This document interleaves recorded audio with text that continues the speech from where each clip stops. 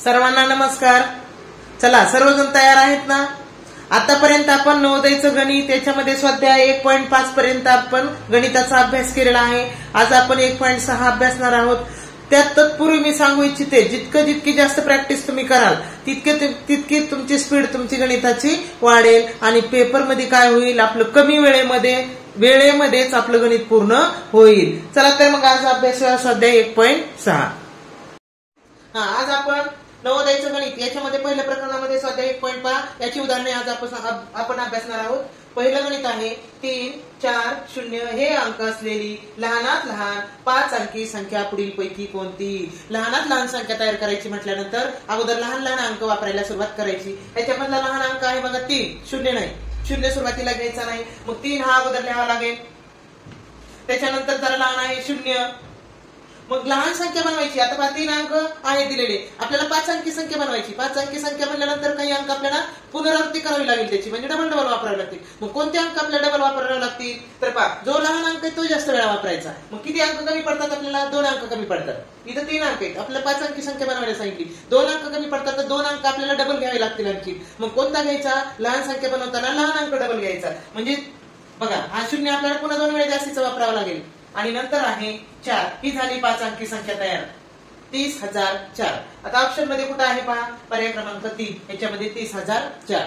पुढचं गणित आहे पहा दुसरं. एक हा अंक 1 ते 100 संख्या लिहिताना किती वेळा लिहावा लागेल. तर याच्यावर आपण एक स्पेशल व्हिडिओ बनवलेला आहे पहा, 1 ते 100 यावर आधारित प्रश्न. याच्यावर आपण डिटेलमध्ये त्याचा अभ्यास केलेला आहे. तर 1 ते 100 मध्ये सर्वात जास्त वेळा येणारा अंक म्हणजे 1, तो येतो 21 वेळा. तुम्ही तो व्हिडिओ पहा, तुम्हाला त्यात सगळं डिटेलमध्ये पाहायला भेटेल. त्यानंतर तिसरा प्रश्न आहे, पुढील पैकी जोडमूळ संख्यांची जोडी कोणती. आता जोडमूळ संख्या कशाला म्हणायचं? जोडमूळ संख्या म्हणजे ज्या 2 मूळ संख्या आहेत त्यांच्यामध्ये 2चा फरक निघतो, त्यांना जोडमूळ संख्या असं म्हणतात. बघू आपण पर्यायामध्ये. पहिला पर्याय आहे 13 आणि 15. 13 मूळ आहे, पण 15 काही मूळ संख्या नाही, म्हणून हा ऑप्शन येणार नाही. पुढे 29, 31 याच्यामध्ये 2चा फरक आहे आणि दोन्ही पण मूळ संख्या आहेत, म्हणजे पर्याय हीच बरोबर आहे. तिसरा पर्याय जर आपण पाहिला तर 75, 75 ही काही मूळ संख्या नाही, म्हणून हा सुद्धा पर्याय येणार नाही. चौथा पर्याय आहे 69, 71. 69 ही मूळ संख्या नाहीये, कारण त्यांच्या अंकाची बेरीज आहे 15. 15 म्हणल्यावर त्याला 3 ने भाग जातो, म्हणजे हा पण पर्याय येणार नाही. पर्याय क्रमांक 2. तर 1.6 मधलं आपलं चौथं गणित चाललेलं आहे. 0, 9, 6 या अंकांनी बनणाऱ्या सर्वात लहान 3 अंकी संख्येचा आणि सर्वात मोठ्या 3 अंकी संख्येचा गुणाकार किती. बघा, 0, 9 आणि 6 हे 3 अंक दिलेले आहेत आणि त्यापासून बनणाऱ्या सर्वात लहान 3 अंकी संख्येचा आणि सर्वात मोठ्या 3 अंकी संख्येचा गुणाकार किती. मग तत्पूर्वी आपण काय करू, या 3 अंकापासून लहान संख्या तयार करू. आता 0, 9 आणि 6 याच्यापासून लहान संख्या तयार होईल. बघा, लहान संख्या म्हणल्यावर अगोदर लहान अंक वापरायचा. 6, 0 आणि 9 ही झाली लहान संख्या. आता मोठी कोणती आहे पहा, मोठी आहे 9. मोठी संख्या म्हणल्यानंतर 9 मोठा अंक, नंतर 6 आणि नंतर 0 यांच्या गुणाकार किती असावे. 9, 0, 9, 6 या अंकाने तयार होणारी लहान संख्या पाहिली आपण 609. गुणिले करायचं मोठी संख्या 960. 960 म्हणल्यानंतर मोठी संख्या झाली 960, पण आपण 0 म्हणतो, काय करू, 0 बाजूला काढू, इथे 96 मांडू आणि गुणाकार करू. 0 गुणाकार केल्यानंतर नंतर मांडू. 9 आहे 54. 54 ला 54 मांडायचं, कारण इथे 0 असल्यामुळं, आणि 6 आहे 36. परत आता 9 ने गुणू आपण. 9, 9, 81. 81 ला 81 मांडायचे 0 असल्यामुळे, 9 सकी 54. यांची बेरीज करून घेऊ. 5, 14 ला 4चा हात 1, 4 7 आणि 1 8 आणि 5, आणि नंतर वरचा 0 आहे तो तसाच मांडायचा. बघा, उत्तर आलं 5,84,540. पर्याय क्रमांक 640. चला, 1.6 मधलं आपलं 5चं उदाहरण आहे.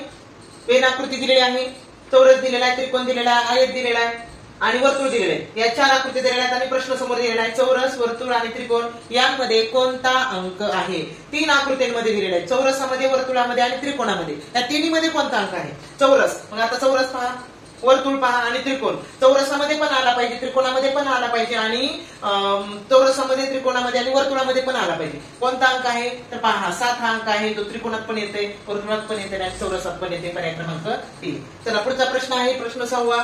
X, Y, Z आणि T यांमध्ये वापरलेला कमाल अंक 7 हा अंक आहे. तर तो प्रत्येक संख्येत एकदाच वापरलेला आहे. बाकीचे अंक ज्ञात नाहीत. ज्ञात नाहीत म्हणजे माहिती नाही. संख्या दिलेल्या आहे तिथे x संख्या, y संख्या, z संख्या आणि t संख्या.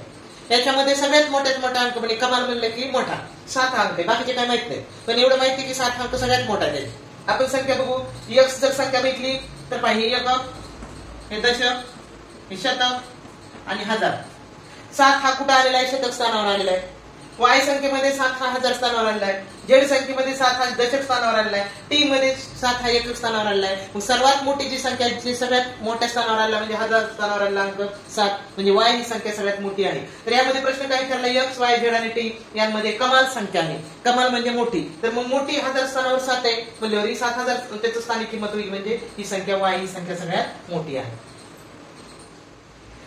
सातवं उदाहरण 3, 0, 8, 2, 7 हे अंक एक एकदाच घेऊन बनणारी 5 अंकी लहानात लहान विषम संख्या कोणती? हे 5 अंक दिलेले आहेत तर 5 अंकी संख्या बनवायची आपल्याला, त्यामुळे दुसरा अंक काही डबल घ्यायची गरज नाही. पण आपल्याला काय विचारले? लहानात लहान विषम संख्या बनवायची. मग एक काय करू आपण? सर्वात लहानात लहान संख्या बनवू अगोदर, नंतर त्याची विषम कशी बनवायची ती सांगू. लहानात लहान बनवायची म्हणल्यावर अगोदर लहान संख्या बनवायची. अगोदर 2 घेऊ, नंतर 0 घेऊ, त्याच्यानंतर 3, त्याच्यानंतर 7 आणि 8 ही झाली लहानात लहान संख्या. पण आपल्याला काय विचारलंय? पण ही बनली समज संख्या. आपल्याला विचारलं विषम संख्या. विषम संख्या बनवायची म्हणल्यावर आपण काय करू? हा 7 अंक पुढे घेऊन 8 अंक अलीकडे घेऊ. म्हणजे 2, 0, 3 7च्या जागेवर 8 लिहू आणि 8च्या जागेवर 7 लिहू, कारण तो एकक स्थानी 7 गेल्यानंतर ती विषम संख्या तयार होईल. ही झाली लहानात लहान विषम संख्या. पर्याय क्रमांक 3. पुढचा प्रश्न आठवा. पुढील गणितामध्ये गायब असलेले अंक शोधून काढा. आता या ठिकाणी चिन्ह दिलेले पहा आणि त्या चिन्हाच्या जागेवर कोणते अंक असतील ते आपल्याला शोधून काढायचे. तर इथं काय दिले बघा? 8 आणि 7 यांची बेरीज दिली 15. आपल्याला माहिती 8 आणि 7 15. 15शीला 5 मांडल्यावर हातचा 1 राहतो. मग तो 3 मध्ये मिसळला 4 झाले. मग या गोलामध्ये जे स्टार आहे त्या जागेवर कोणता अंक असेल?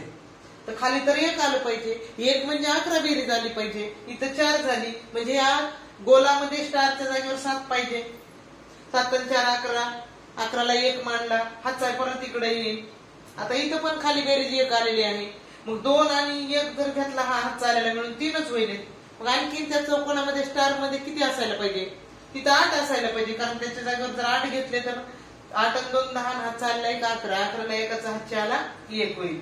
4 आणि 1 5 होईल. पण बेरीज इथं 8 आली पाहिजे. मग किती कमी पडते? तर 3 कमी पडते. मग स्टारच्या जागेवर 3 पाहिजे. म्हणजे पहा स्टारच्या जागेवर 3 पाहिजे अंक. पुन्हा चौकोनात जे स्टार आहे चौकोनात स्टारच्या जागेवर पाहिजे 8 आणि गोलामध्ये जे स्टार आहे त्याच्या जागेवर पाहिजे 7. बघा पर्याय कोणता आहे ते बघा. याचं उत्तर हे असेल. स्वाध्याय 1.6 मधलं हे शेवटचं गणित आहे. प्रश्न 9 की 5,84,356 या संख्येतील 5च्या स्थानिक मूल्यांची बेरीज किती? 5च्या स्थानिक मूल्यांची म्हणजे स्थानिक किमतीची बेरीज किती? तर पहा या ठिकाणी 5 हे दशक स्थानी आहे आणि हे 5 जे आहे ते लक्ष स्थानी आहे किंवा लाख स्थानी म्हणायचं याला.